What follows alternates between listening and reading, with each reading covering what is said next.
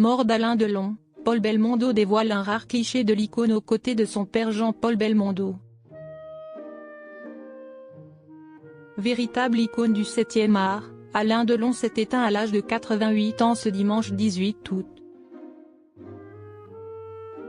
Paul Belmondo, fils de Jean-Paul Belmondo, autre légende du cinéma, a partagé ce mercredi sur ses réseaux, un rare cliché du tandem qui a marqué les cinéphiles. Le monde du 7e art est en deuil. Ce dimanche 18 août 2024, Alain Delon a tiré son ultime révérence à l'âge de 88 ans.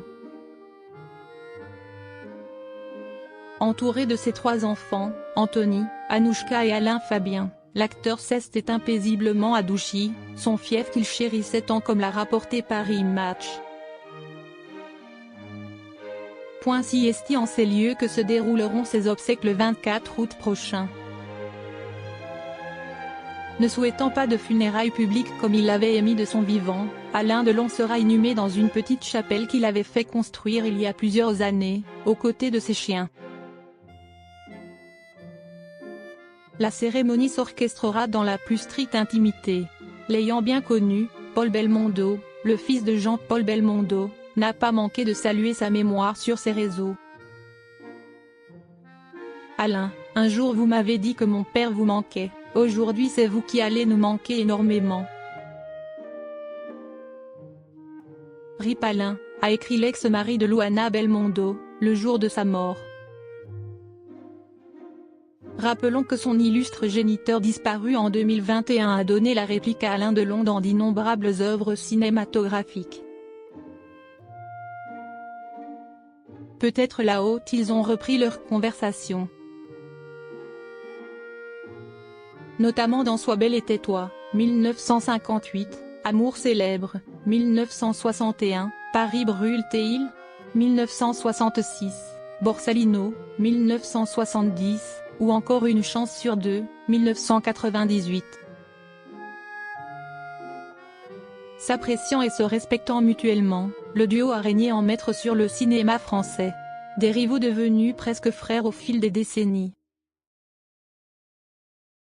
On nous opposera tout au long de nos vies, cherchant à créer une adversité dont la légende pourrait se nourrir, avait notamment confié l'ex-mari de Nathalie Tardivel dans son autobiographie 1000 vies valent mieux qu'une, dévoilée en 2016. En fait nous sommes proches, en dépit d'une divergence évidente d'origine sociale. Son enfance a été aussi triste, pauvre et solitaire que la mienne a été joyeuse, bourgeoise et pleine d'amour. De plus leurs fils, Anthony Delon et Paul Belmondo, sont également devenus amis dans la vie. Il y a 3 ans, Alain Delon, anéanti par la disparition de Jean-Paul Belmondo, avait tenu à assister à ses obsèques religieuses à Saint-Germain-des-Prés, malgré ses soucis de santé.